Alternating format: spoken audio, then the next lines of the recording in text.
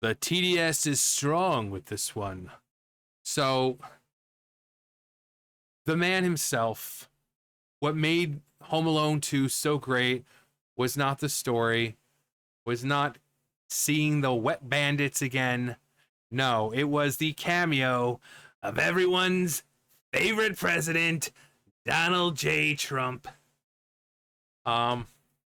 I mean, if you remember, this was one thing he was running on, or people were saying the first time. He's like, I don't remember Hillary Clinton never helping Kevin find his way to the lobby. But Legacy Media uses desperate Home Alone 2 story out of the blue to go after President of the United States in 2025 because he's an evil tyrant and he demanded that he was in the movie. No, he owned the Plaza Hotel. It was his hotel. And he's like, sure, you guys want to use it? Sure, but I want to make a cameo. It's kind of like with Stan Lee, how every movie, that, every Marvel movie, he had a cameo in it. I mean, it would be only fair for the guy who's letting you use his hotel to make a small cameo. It's 7 seconds. And they're like, oh my God, he forced his way into the movie. He held us all at gunpoint.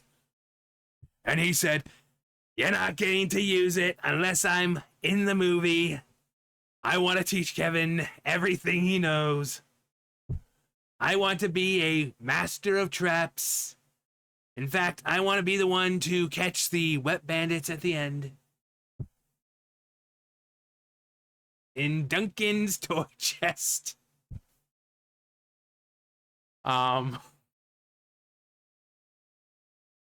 Any the reason that gives me an excuse to do that. Again, and even if you don't know how to, even if you can't do the voice, there's a lot of this, sometimes he's got his, his hand kind of like that. He does a lot of this, does a lot of that. He does a lot of that, and his fingers usually like that. So it's not just this. No, it's like this. A lot of that, a lot of this, and sometimes how he has to pause. He does that with his mouth. Open his mouth kind of wide. So even if you can't do a voice, just being able to do the mannerisms, if you just start talking like this and you're not doing the voice at all and you just suddenly just start doing that, people know exactly who you're doing because you see it all the time. But in what might be one of the clearest signs of desperation from Legacy Media, the San Francisco Chronicle. San Francisco. Now, I've been to San Francisco many a time. But we usually went to the pier. But, oh God. Thinking of that, the saltwater taffy. I mean, that, like, the barrels, like, this tall, and it was just filled with, and it was sea salt tap, because the sea salt, the breeze carrying that salty sea water would, so good. It was expensive to get just a small bag of that crap, but it was worth it. We usually got the banana ones because those were really good. But yeah, I've been to San Francisco many a times. Recently published an article dredging up 3-decade-old scene from Home Alone 2, Lost to New York, all for the purpose of landing another punch on former President Donald Trump. Former president? You mean president? And of course, other outlets like Variety just had to run with it, despite there being essentially nothing here to report on. The so-called story centers around director Chris Columbus revisiting President Donald Trump's 7-second cameo in the 1992 holiday classic. According to Columbus, the brief scene where Trump directs young Kevin McAllister to the hotel lobby. This is Peter McAllister, the father. Probably the best line in the movie. The father. It's like, okay, you didn't have to mention that, sir. Unless you want me to be, you want to be my daddy. This is Peter McAllister, the father. Um, According to Columbus, the scene where blah, blah, blah, is an albatross and a curse he wishes he could cut. What a fucking pansy. Like, seriously, these people have become so pussified, and this man has so utterly broken them that a 7-second cameo is enough to break these people, is enough to trigger them to, Donald Trump, like, grow up. It's 7 seconds. Is he the star of the movie? In my personal opinion, he is. Because, again, did Hillary Clinton or any of these politicians help Kevin find the lobby? No. He also repeated a claim back he made back in 2020 that Trump bullied his way into the movie by making his Plaza Hotel available if he got a cameo. Of course, that's the opposite of what President Trump claims today. Should I do the voice? I mean, you're going to hear his voice. You're going to hear it regardless, so. I was very busy when I didn't want to do it. They were very nice, but above all, persistent, very persistent. They came to me and said, Mr. Trump, we would love to use your Plaza Hotel. And I said, I don't know. I might want to make a cameo. I might want to do it. I agreed, and the rest is history. The little cameo took off like a rocket, like a Tesla rocket, except my cameo didn't explode. It didn't burst into flames. The movie was a big success. Big. It won. It was very big. Big numbers, very big numbers. I'm done. Unless I see a line that I desperately need to. Especially around Christmas time, people call me whenever it is aired. Now, however, 30 years later, Columbus, was that his real name? Put out a statement that I bullied myself into the movie. Nothing could be further from the truth. The cameo helped make the movie a success. Just another Hollywood guy from the past looking for a quick fix of Trump publicity for himself. Like, and this is the cameo right here. This is what they're reading, screeching about. Excuse me, where's the lobby? Down the hall and to the left. Thanks. That's what they're whining about. 7 seconds. Is down the hall and to the left. Oh no. Oh, the evil Donald Trump. Donald Trump. Oh. This might be compelling clickbait if it were December, if Home Alone 2 were trending on streaming charts, or if Columbus were promoting a new holiday movie, but it's April. Maybe it's a late April Fool's joke. I don't know. Months from Christmas, there is no new Home Alone reboot or anniversary edition. Columbus has not appeared. It's not on press tour. Trump is not connected to any Home Alone controversy. So what's in the new? So what's exactly is the news story here? The fact that Chris Columbus is a fucking pansy and he's got Trump derangement syndrome like every other fucking Hollywood leftist. That this man is so freaking powerful that he's able to keep these pansies up at night. They talk about this man more than his own fucking followers do. It's incredible. The answer seems obvious. It's not about the movie. It's about Trump. For legacy media outlets like Variety, The Washington Post, and Rolling Stone, who are constantly whining about him, Trump criticism isn't just an editorial direction, it's a content pillar. The formula is simple. Dredge up decades-old anecdote, attach Trump's name, and let social media outrage machine do the rest. The story, built on a 30-year-old scene in a children's movie, is not journalism, it's theater. A 7-second cameo.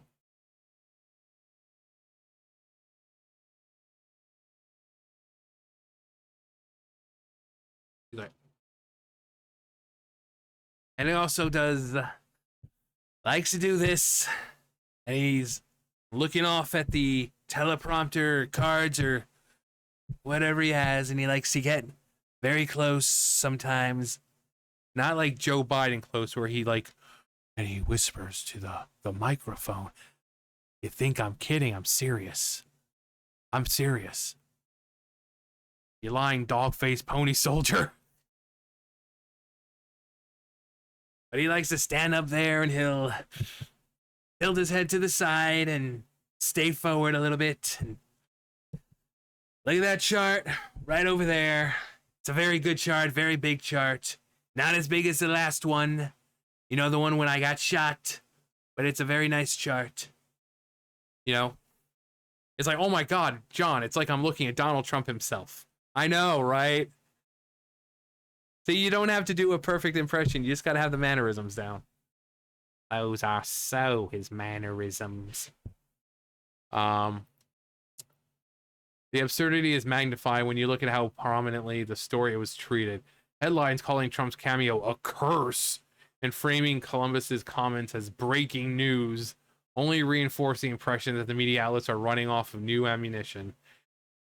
It's not enough to cover Trump's policies, his trials, or his ongoing 24 campaign. Now they're going after his walk-on role in a Christmas movie that most viewers consider charming and harmless.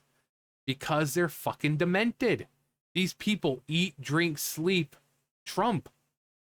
Everything in their lives revolves around Trump. They cannot go through their days without thinking about this man. They hate him. They want the man dead, and they can't stop thinking about him. They can't stop talking about him. It's like, well, how do you stop racism? Stop talking about it. Well, don't you think you should do the same about Trump? I mean, you guys are the one who gives him his power. He revels in being able to troll you people. That's why he will say the dumbest shit, because he knows exactly how you're going to react. So maybe stop talking about him, and it takes away his power, because then he has nothing to use. Then it just shows how stupid he really is. So stop talking about him, and you take away his power, because it's not us that he thrives on, the people who kind of like him or support him. No, it's you people, the people who hate him. That's what he thrives on. And you guys haven't realized that yet. Whenever he puts out a new product, he knows exactly what he's doing. He knows exactly. He knows that if he says he was going to put out, Trump-flavored condoms, the media would be all over. And guess what? It would only help him sell even more. Because now every media outlet is talking about it. You think he doesn't know what he's doing? And you fall for it every time, hook, line, and sinker. So you want to take away his power? Stop talking about him. Putting Donald Trump in the movie 30 years ago, the curse, and I wish I could take it out. Boo-hoo, you fucking pussy. And make no mistake, this isn't about film criticism or artistic integrity. If it were, Columbus might not have lamented including Rob Schneider's cartoonish bellhop or other dated elements of the film. But those don't carry political baggage. Trump does, which makes him useful. Even Macaulay Culkin was mentioned in the article, referencing a tweet from years ago in which he jokingly approved of digitally removing Trump. The fact that Variety is still circling back to the social media moment in 2025 says everything. When all else fails, recycle outrage. The irony is that Trump's cameo, like much of his earlier celebrity, was pure pop culture fluff. Yeah. In fact, I think his appearance on Fresh Prince pretty much set up everything for what it's like now. When Ashley comes out and she's like, "It's all your fault." Like, what did you do? I don't know. People are always blaming me for everything. And that's exactly the case now. He was ahead of his time. Actually, hang on. Okay, so here's the scene. It's a great scene. Because, it really is like telling the future. To introduce Mr. and Mrs. Donald Trump. It's the Donald! Oh my God! I like keeping a low profile. Hey, Mr. Trump. Hey, how you doing? Will Smith. Hey, listen, you are getting a great house here. And Look, folks, before we go too far, I've got something to tell you. Excuse me, but I've got something to tell you first. Thank you for ruining my life. Ashley! What did you do? Everybody's always blaming me for everything. Yeah, the man has seen the future. But yeah, that's probably one of my favorite cameos of his. And not as much as the cameo of James Avery appearing on Family Matters at the very end. That was great. The irony of the Trump of that Trump cameo, like much of his early celebrity, was pop culture fluff. He appears, says down the hall and to the left, and exits. If anything, the scene captures a bygone era where Trump was a symbol of New York extravagance, not a political lightning rod. But in 2025, with Trump now the presumptive... What? How old is this from? What? Saying presumptive for president... What? It's saying it was April 16th. What is, did they just edit stuff and then just slap a new title on it? Because, you know, with now the presumptive Republican nominee for president and the election looming,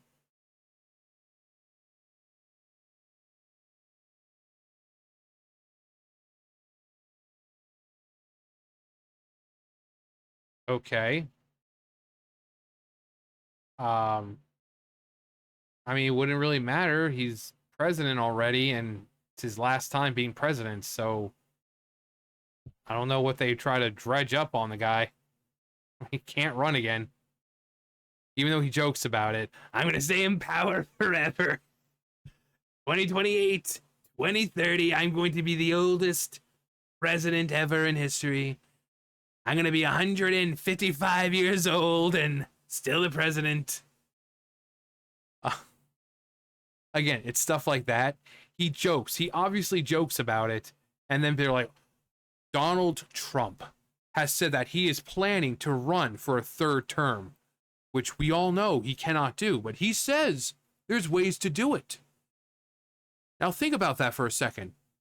This man is looking to destroy democracy and essentially become a king.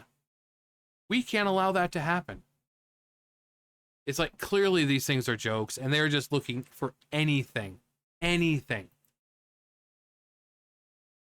They can't help themselves, even if it means running front page stories about Christmas movies in the middle of spring. At some point, the public notices the imbalance when every week brings up a new scandal about Trump's cameo, diet, handshake, necktie length. Yeah. Everything. They never said anything about how stupid Biden was when people start cheering. It was like, sir, what kind of ice cream are you eating? A chocolate chip. Yay! No one brings up that crap. Like, oh, well, President Trump's been golfing a lot. Yeah, why wasn't anyone talking about Biden lounging on the beach for weeks on end during terrible times? Nope. Instead, it was like, oh, the man is working hard. He deserves a break. Well, Trump isn't golfing for weeks at a time. So, I guess rules for thee, but not for me. But yeah, it's just, it's pathetic.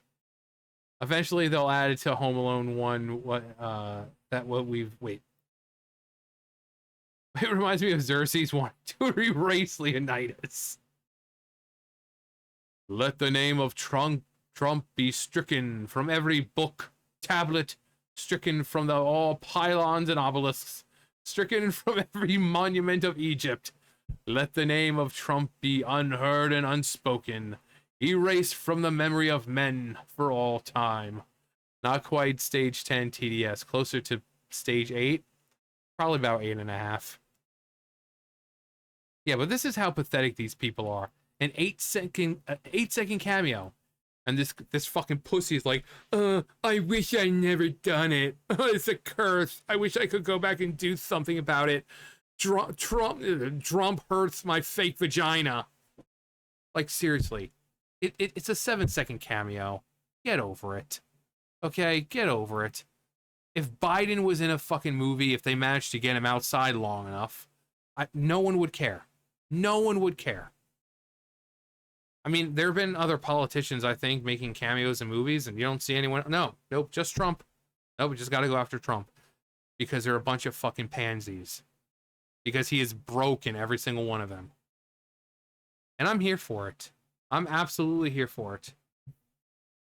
Because what we got to see the first time he was elected, oh, we're getting to see all over. The people melting down in their cars, the why? You know, that we get to see it all over. And we're all sitting there like,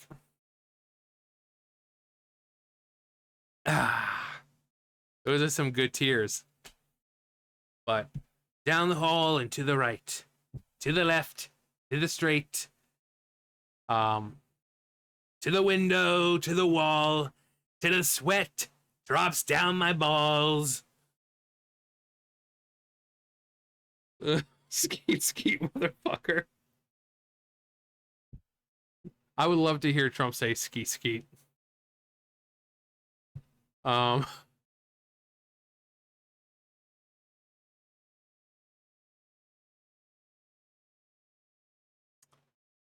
Anyway, he's broken them. He went all Ivan Drago and I will break you. And he has. He's broken them. That these people in Hollywood can't just move on with their lives. No. I will break you. And Trump's like, if they die, they die. But, 7-second cameo. The guy was so loved back in the day. The same people who are bashing him now loved him back in the day. You know, gee, I wonder what changed. Honestly, he said it in a I think it was the interview with Oprah that, you know, maybe he would like to see and like kind of like lose things because, you know, when you're president, but, you know, become president and see who really is his friend. You know, you'll have those people who are pretending to be his friends. You know, you have all these Hollywood stars from back then who are now attacking him, who are pretending to be his friends. So, I mean, it just kind of exposed who the fake ones were. And, I mean, really, that's no loss for him. Like, why would anyone want friends like that? Like, oh, yeah, this man is amazing, and he does a lot for the black community. But then it's like, oh, he's a racist. Well, which is it? Does he do a lot for the black community, or is he a racist? Because if he's helping the black community, it sounds like he's the worst racist ever. Like, he's not very good at being a racist now, is he?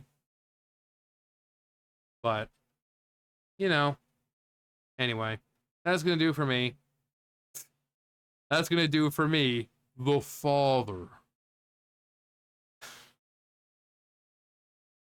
You're like, no, John, please do more Trump impressions. Or just do more impressions in general. I want to hear you sing that song as Donald Trump. Especially, to the sweat drops down my balls. But yeah, that's going to do it for me. You guys know the drill. I'll see you guys later. Bye, guys.